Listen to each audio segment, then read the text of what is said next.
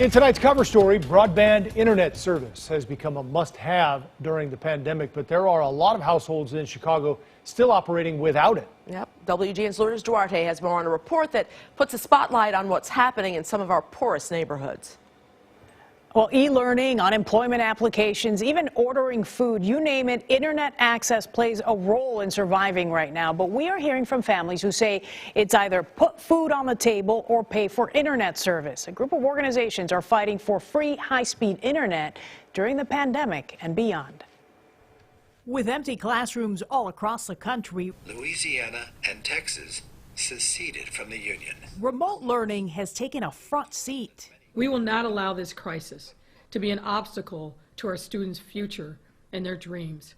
A priority that requires some work. By now, many students have laptops and Chromebooks, but keeping them connected is a constant challenge. When you want to load things like, documents or read something, it just takes a long time to load.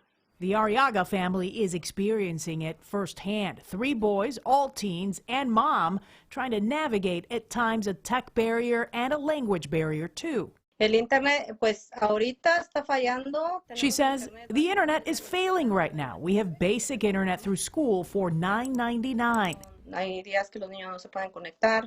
There have been days this week when the kids haven't been able to connect. I've been on the phone with the company 4 times. In fact, I did my interview with the Arriagas using a phone. Even that had its challenges. Wait 1 second. And we're back.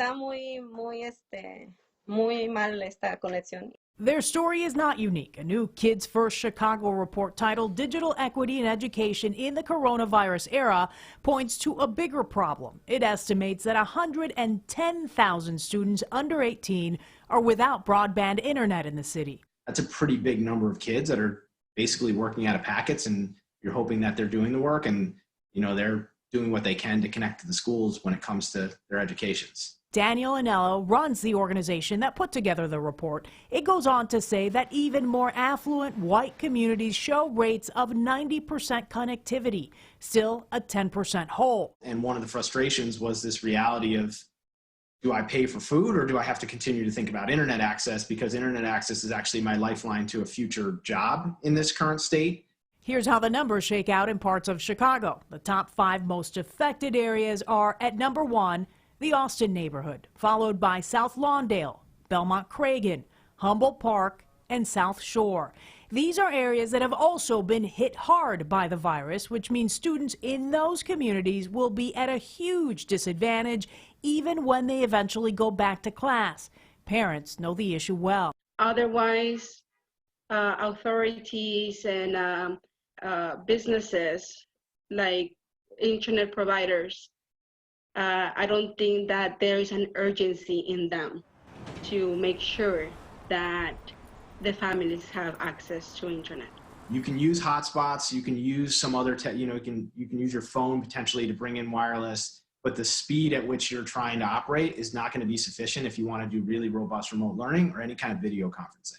We reached out to the top 2 city providers, Comcast and AT&T, to see about options for free service.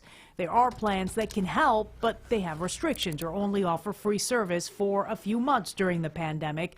There's nothing to address what will happen once the stay-at-home order is lifted, as some sort of remote learning is likely to be the new wave. And I'm going to be pressing the big carriers to solve this problem. It's a simple matter of dollars and cents.